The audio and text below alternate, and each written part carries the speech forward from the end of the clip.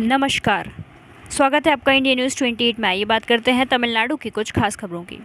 शराब की लत छुड़ाने वाले पुनर्वास केंद्र के एमडी राउडी मणिकंदन ने पत्रकार को धमकाया। पत्रकार को कहा, अब तुम चैन से सो नहीं पाओगे, एसपी से शिकायत करने पर भी कुछ नहीं होगा। अहंकारी भाषण। हमने महेश कुमार की शिकायत पर रिपोर्ट की थी, जो तिरुप्पुर जिले के शराब पुनर्वास केंद्र में इलाज कराने के बाद उथुकुली पुलिस स्टेशन से भाग गया था, जिसमें रासू उर्फ चंद्रशेखर के बारे में बताया गया था, जिसने नियमों का उल्लंघन किया था और 3 साल तक जबरन इलाज के नाम पर उसे यातना दी गई थी। हमने शराब पुनर्वास केंद्र में हो रहे मानवाधिकार उल्लंघन, बुनियादी ढांचे की कमी, दवा, स्वच्छता और भोजन की कमी और इस तथ्य पर भी रिपोर्ट की थी कि शराब पुनर्वास केंद्र समन्वय संघ के नाम पर उपद्रवी लोग एक साथ आए हैं और शराब पुनर्वास केंद्र मालिक संघ के नाम पर शराब पुनर्वास केंद्र को सीधे धमकी दे रहे हैं कि अगर उन्होंने शराब पुनर्वास केंद्र के बारे में रिपोर्ट या शिकायत दर्ज की तो उन्हें मार दिया जाएगा। हमने उस स्थिति पर भी रिपोर्ट की थी जिसमें बताया गया था कि पास के पुलिस स्टेशन और समाज कल्याण विभाग के अधिकारी मामले की जांच में लापरवाही बरत रहे थे।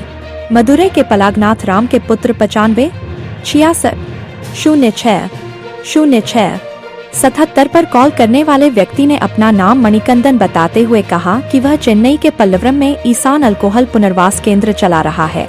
उसने विभिन्न लोगों से आपके समाचार पर समाचार दोहराने के लिए कहकर आपके YouTube चैनल को ब्लॉक करने की धमकी दी।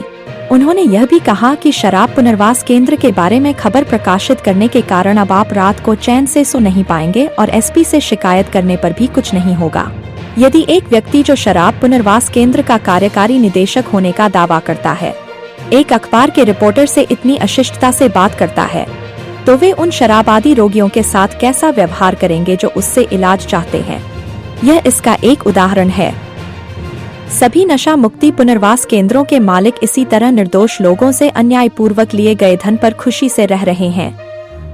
सामाजिक कार्यकर्ता इस बात पर दुख व्यक्त कर रहे हैं कि तमिलनाडु में नशा मुक्ति पुनर्वास केंद्रों में रहस्यमय मौतों के अलावा हत्याएं भी जारी रह सकती हैं। यदि पुलिस शराब पुनर्वास केंद्र चलाने वाले सभी प्रशासकों और कर्मचारियों की आपराधिक पृष्ठभूमि की जांच करे तो उनमें से अधिकांश उपद्रवी पाए जाएंगे। Tamil Nadu state crime reporter Subramani की रिपोर्ट।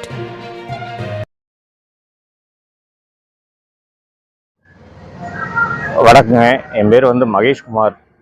சரிங்களா, நான் வீரவாண்டி பிரிவுலேருந்து உள்ள உகாயனூருங்கிற இடத்துல இருந்தேன். நான் அதிகமாக மதம் இருந்ததுனால சென்ட்ரல் உள்ளே சேர்த்து விட்றேன்னு சொல்லிட்டு இங்கே ஊத்துக்குளி பக்கத்தில் பூசாரிப்பாளையம் அப்படிங்கிற இடத்துல என்னை கொண்டு போய் சேர்த்து விட்டாங்க. அங்கே இந்த குடிக்காமல் இருக்கிறதுக்கு ஒரு ட்ரீட்மெண்ட்டுமே கிடையாதுங்க. ரொம்பவுமே டார்ச்சரு. காலையில் 5 மணிக்கு எந்திரிக்கணும், நைட்டு வரைக்கும் இருக்கணும். நைட்டு வரைக்கும் உட்காந்து என் காலெலாம் கருப்பாகி போச்சுங்க.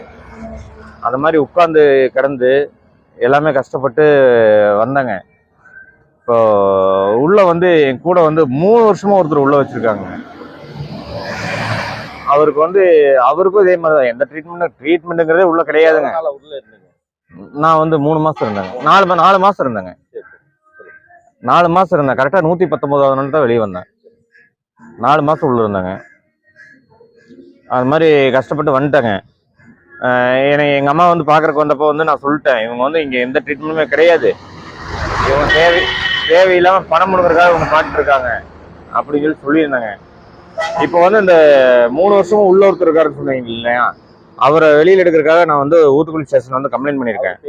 அவர் ராசுங்க, ராசு என்கிற சந்திரசேகருங்க. அவர் எந்த ஊருங்க? பெருந்துறைங்க. அவருக்காக கொண்டு போய் கம்ப்ளைண்ட் கொடுத்தாங்க. இப்போ ஸ்டேஷன்காரரே பார்த்தீங்கன்னா இனி என்ன காரணம்னு தெரியல, அவங்க அவங்களுக்கு சப்போர்ட்டாகவே பேசுகிற மாதிரி பேசிகிட்டு இருந்தாங்க. இப்போ கேட்டிருக்கோம், முன்னாடி போய் நாங்கள் போய் பாட்டு வர்றோம் அப்படின்ட்டு அவங்க முன்னாடி போயிருக்காங்க. அவர் வெளில கூப்பிட்டு வரேன்னு சொல்லியிருக்காங்க. கூப்பிட்டு வர்றாங்களா என்னங்கிறது நாங்கள் பார்க்குறதுக்காக வெயிட் பண்ணிட்டு இருக்கோம். அவர் ராசுகிறவர் உங்களுக்கு என்ன ரிலேஷனா, சொந்தக்காரா, யாருங்க? இல்லைங்க, எனக்கு சொந்தக்காரர் இல்லைங்க, ரிலேஷன் எதுவுமே கிடையாதுங்க. என்னை மாதிரி நான் 4 மாதமே நான் அவ்வளோ கஷ்டப்பட்டேன். உள்ளே இந்த வயசானவங்களெல்லாம் கொண்டு உள்ளே விட்டுருவாங்க சார். சரிங்களா, அவங்களுக்கெல்லாம் பின்னாடி கழுவ முடியலன்னா கூட நாங்கள் கழுவி விடுற அளவுக்கு அந்த வேலையெல்லாம் நாங்கள் செய்யணும். அந்த மாதிரிலாம் பாடுபடுத்திட்டாங்க. ராசுங்கிறவருக்கு அங்கே என்ன பிரச்சனை? ராசுங்கிறவருக்கு இதுதான் பிரச்சனை. இந்த மாதிரி எல்லாத்தையும் அவங்க பேஷன் கேரில் போட்டு இந்த மாதிரிலாம் பார்க்கணும். ரெண்டாவது வந்து பாத்தீங்கன்னா அடிச்சு போடுறாங்க பிடிச்சி. இவர் ஏதாவது என்னை வெளியே விடு அப்படி இப்படின்னு ஏதாவது கேட்டாருன்னா அவரை பிடிச்சி அடிச்சு போடுறாங்க. காலில் பிடிச்சி கட்டி வச்சு காலிலேயே அடிச்சாங்க. நான் கண்ணு முன்னாடி பார்த்தேன். அவருக்கு வேற ஒன்றும் பிரச்சனை இல்லைங்க. அவரு அருமையான டைப்பு. ராசனுக்கு வந்து எங்களுக்கெல்லாம் வந்து 18,000 ரூபாய்ங்க மாசம். ராசனுக்கு மட்டும் 40 ரூபாயே வாங்குறாங்க. வாங்கிட்டு அவர் கூட அவ்வளோ சித்திரவதை படுத்திட்டு இருக்காப்புல. இப்போ 3 வருஷமா இருக்கிற கணக்கு போட்டு பார்த்தா ஒரு 11-12 லட்ச ரூபா பக்கம் அவர்கிட்ட வாங்கிட்டாங்க. வாங்கி எல்லாத்தையும் போட்டு இவங்க வந்து மொத்தம் இது மாதிரி 100 பேர் இருக்கோம் உள்ள. மற்றவங்களுக்கெல்லாம் கூட சப்போர்ட் பண்ணல. ராசன் வந்து ரொம்ப கண்ணீர் விட்டு அழுததுனால வந்து அவருக்காக நான் வந்து ஊத்துக்குளி ஸ்டேஷன்ல வந்து நான் பேசுறதுக்கு வந்திருக்கேன். ஹலோ சார் கேக்குதா? கேக்குது, சொல்லுங்க. ஹலோ சார் கேக்குதா? கேக்குதுங்க சார், சொல்லுங்க சார். கூப்பிட்டுருந்தீங்க sir good afternoon sir. Good afternoon, சொல்லுங்க சார். இந்தியா நியூஸ் தானே? ஆமாங்க சார், சொல்லுங்க.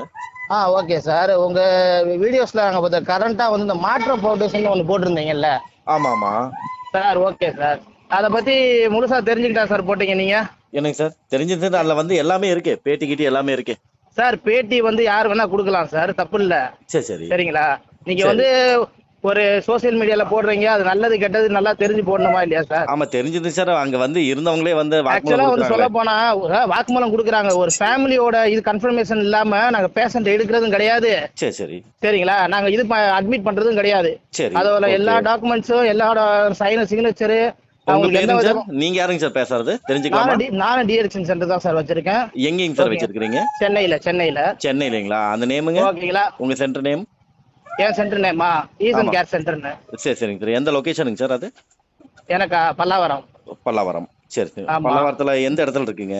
ஏரியா நாம பேசிக்கிறேன். இல்ல அதை கொஞ்சம் சொன்னீங்கன்னா கொஞ்சம் தெளிவா பேசிக்கலாம்லங்க சார்.